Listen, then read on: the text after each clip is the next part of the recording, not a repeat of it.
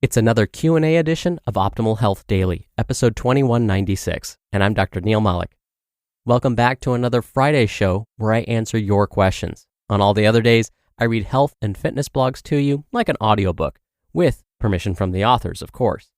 Now, I'll let you know how you can send in your own question at the end of the show and get rewarded for it, but for now, let's hear today's question and start optimizing your life.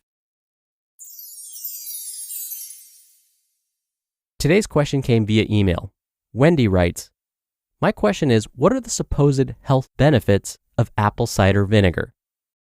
Thank you so much for taking the time to send in your question, Wendy.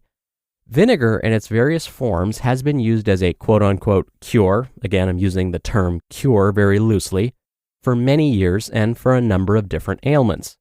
Supposedly, citizens of ancient Sparta in Greece would eat something called black soup. Black soup was a mixture of pig's blood, wheat, salt, and vinegar.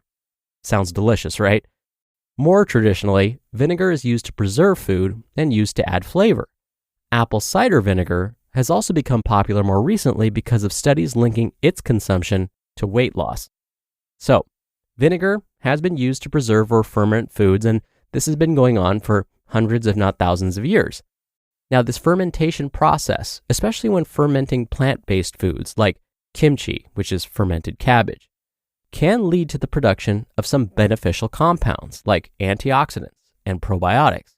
Antioxidants are thought to be good for the body because they help destroy harmful compounds called free radicals. Probiotics are getting lots of attention now because of their potential to help improve gut health. Recent research is even suggesting that probiotics may be useful in preventing diabetes. So what does this have to do with apple cider vinegar? Well, apple cider vinegar is also thought to contain antioxidants and probiotics because it goes through a similar fermentation process. The theory is that the apple portion of the vinegar helps to increase these beneficial effects, since fruit is a great source of many of these nutrients. So vinegar and apple cider vinegar sound like great things. They have antioxidants and probiotics. So do they truly have any health benefits? Let's look at the research. One of the more popular published studies on apple cider vinegar and weight loss specifically was conducted in Japan. The researchers found that those that drank apple cider vinegar lost more weight than those that didn't drink it. But here's what we may not realize. The trouble with this study is that once the study was over, the study participants gained all their weight back. So we really don't know if, by just being in the study, folks were more motivated to lose weight or whether there was something about the apple cider vinegar specifically. Researchers are finding that apple cider vinegar may help lower blood sugar levels. Diabetes is basically having blood sugar that's too high. So if we can control it by consuming something that helps lower blood sugar, this would be a great thing. The theory behind why apple cider vinegar may help reduce blood sugar is because of its high content of acetic acid. Acetic acid may block sugar from getting into the bloodstream. Normally, whenever we eat or drink something other than water, the body converts some or all of that food into sugar. This sugar then gets into our bloodstream, where it then travels to our brain, our muscles, our organs, and so on, where it can be used for energy or it gets stored. If the sugar just stays in the bloodstream and never gets to our brain and our muscles, that often leads to more serious health problems. We want to get sugar out of the bloodstream. So again, if apple cider vinegar blocks sugar from getting into the bloodstream in the first place, this may help those with diabetes. But I should mention that using apple cider vinegar to help lower blood sugar is still considered controversial. I would never recommend someone stop taking their diabetes medication, for example, just because they were drinking apple cider vinegar. We still need more studies to know whether it's truly beneficial for this purpose. Also, because those that have had diabetes for years often end up with kidney problems, we want to be cautious because the acids in apple cider vinegar could put the kidneys under some stress. Now, we talked about probiotics. The trouble with probiotics in apple cider vinegar is that, first, we have gazillions of probiotics in our intestines right now.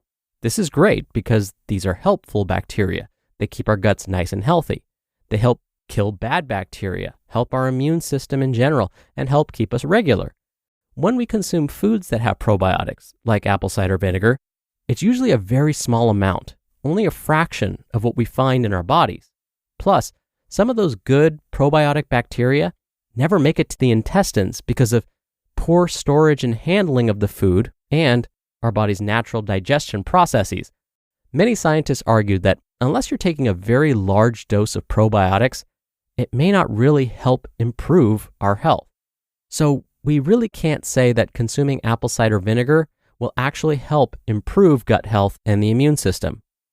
Now, what about apple cider vinegar helping with sinus trouble, acne, and other health conditions? Well, there simply aren't enough credible data to show it will help with any of these. Now, something I haven't discussed is when consuming apple cider vinegar, you don't want to drink it straight, and that goes for any vinegar. This is because it's way too acidic. So, how much should you use? First, most who recommend apple cider vinegar would say to buy the kind that looks cloudy and has that giant blob floating around in it. That odd-looking giant blob is supposedly the tesseract of the apple cider vinegar, or the cube if you're more of a Transformers fan. If you're totally lost with those analogies because you're not as big of a nerd as I am, I'm basically trying to say that this giant blob is where all of apple cider vinegar's power comes from. It's what contains those beneficial antioxidants and probiotics. The current recommendation is to drop 1 to 2 tablespoons of apple cider vinegar into a tall glass of water. Then you sip this mixture once or twice a day before meals. Now, is that going to help cure all of our ailments? No, probably not. Apple cider vinegar is not the miracle cure-all. Instead, incorporating vinegar can just be one aspect of a nutritious, balanced diet. There's no need to go overboard and consume it more than twice a day. We also don't want to stop taking any medications because we think apple cider vinegar is going to help cure us of something. But again, if you want to add 1 to 2 tablespoons into a tall glass of water and consume it a couple times a day, it's probably not going to harm. Business owners know that hiring the right people can be a real challenge. Make it easier with Indeed. Indeed is the hiring platform helping over 3 million businesses do it all. Attract, interview, and hire all in one place. Don't spend hours on multiple job sites looking for candidates. With Indeed's Instant Match feature, over 80% of Indeed employers find quality candidates the moment they sponsor a job. I especially love that if you invite these or any candidates of your choosing to apply, they are 3 times more likely to apply to your job than candidates who only see it in search. Start hiring now with a $75 sponsored job credit to upgrade your job post at Indeed.com/health. Offer good for a limited time. Claim your $75 credit now at Indeed.com/health. Just go to Indeed.com/health and support the show by saying you heard about it on this podcast. Indeed.com/health. Terms and conditions apply. Need to hire? You need Indeed. This episode is brought to you by Liquid IV. Whether you're working out, side on your tan, or running errands at the perfect pace, Liquid IV powder keeps you going with 2 times faster hydration than water alone. Because real life is extreme enough. Real people, real flavor, real hydrating. Buy a stick in store or at liquidiv.com with the code podcast for 20% off your order. Thank you again for taking the time to send in your question, Wendy. And if you want to send your questions in, you can email them to health@oldpodcast.com. That's health@oldpodcast.com. Or if you want your voice played on the show, just come by oldpodcast.com/ask. Or you can do it the old-fashioned way and call in your question. The number is 1-61-I-LOVE-OHD. That's 1-614-568-3643. And if you send in a relevant question and you're in the U.S., we'll physically mail you a copy of our hardcover Optimal Living Daily Workbook for free. If you're outside the U.S., we'll send you a digital version. Thank you again so much for taking the time to send in your questions. Answering them is one of my favorite parts of this show. All right, that's another Q&A edition of Optimal Health Daily. Thank you so much for listening every day and all the way through. I hope you have a great start to your weekend, and I'll see you back here tomorrow where your optimal life awaits.